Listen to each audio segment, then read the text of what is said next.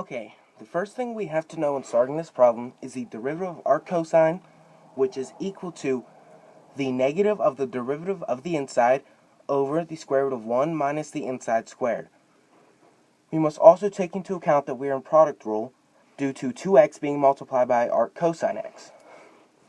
Okay, so the first thing we'll do is begin the product rule by, in parentheses, saying 2x multiplied by the derivative of arc cosine, which will be negative 1 over the square root of 1 minus x squared, then adding that to arc cosine of x being multiplied by the derivative of 2x, which is 2.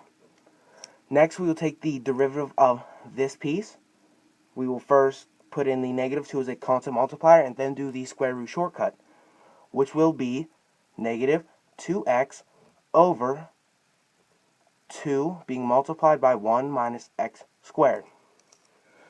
Now we'll begin to simplify, first by stating these two 2's will cancel each other out, one on top, one on bottom. These negatives will both become positive due to two negatives being multiplied together. Now we have negative 2x over the square root of 1 minus x squared plus 2 arc cosine of x plus 2x all over the square root of 1 minus x squared.